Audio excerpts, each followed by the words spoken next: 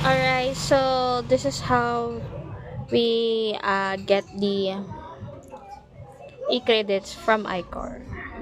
Char. Baka English ko. So, bali sa email natin, wait lang po. Sandali lang, hanapin ko lang. So, ito. So, kung may na-receive po kayong email galing from iCore, ito po yung, yung email nila. Ay, wait. Hindi po ito. Wait lang, hanapin ko lang po. Sana kaya yun. Ito na ba yan?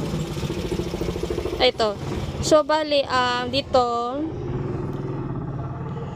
pwede rin naman dito, or dito.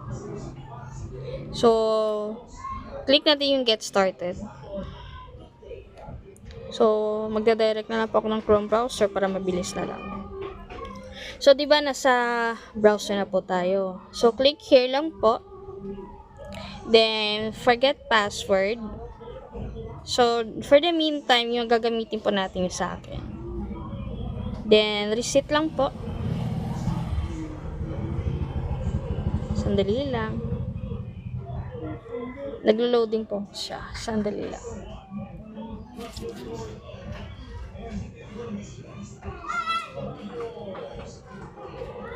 Ayan. So, di ba na-send, na-click na po natin yun. Balik po tayo sa email na po natin. So, ayan. Ito po siya. Click po natin to. Then, reset password. Direct po tayo sa Chrome para mabilis lang. So, enter natin yung new password natin. So, for the meantime, yung sa akin, teka.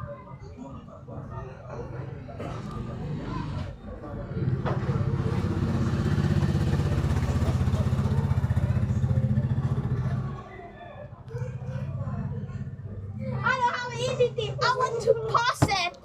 Ayan. Then, reset. After reset, click here po tayo. Then, lagyan natin yung email, tapos yung password na na-reset natin kanina. Then, login. So, may ma-receive po tayong verification code. So, balik po tayo sa ating email. Ayan, ito po siya. So, para safe po, memorize na lang po natin.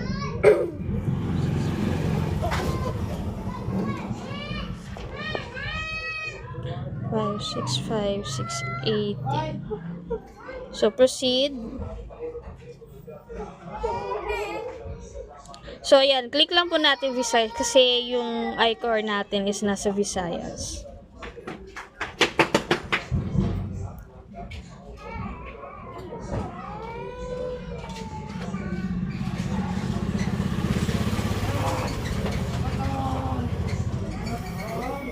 Bagal ang piso wifi. Okay. So, now, andito na po tayo. So, yung gagawin po natin is hanapin natin yung service. Ito po siya. Click natin yung service. Then, for cash, para ma-cash out po natin or ma-direct sa atin, example po, GCash, yung account yung gagamitin. Kung di naman po GCash, yung Grab, o yung kung may Maya po kayo, pwede rin naman po, Shopee Pay. So, meaning, wala po tayong parang bank. Or, teka lang po, let's try po natin yung, kasi si Mami nagtatanong eh. So, tingnan, let me check po yung sa Gamer Exchange. No more.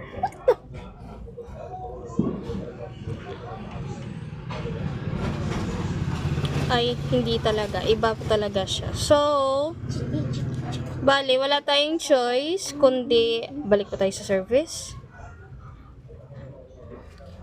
GCash talaga. Or kung alin po dito yung available po sa inyong account. GCash, Grab, Maya, yun. So, usually sa atin, majority is GCash. So, no more po tayo. So, di ba, andito na po tayo. Example po, yung sa akin is 900 yung na-receive ko. So, since wala pong 900 dito, scroll down po tayo. Punta po tayo sa custom value. Tapos yun po, custom value lang po tayo, 900. Then yung quality, isa lang po. Okay? Then, since wala pong laman ito, sample na lang po. Example 100, select this. So, once we're here po tayo, yun po, fill up lang yung mga details. Pwede naman both. Recipient name, yung under your name pa rin po. Or kung may other Gcash account po kayo na ginagamit with different name, pwede naman po yun. Send this. Then, lagay na lang po ng inyong name, saka yung email. So, since yung sa akin wala na pong laman, may something, may nakalagay po dito sa button na dito. Something color red.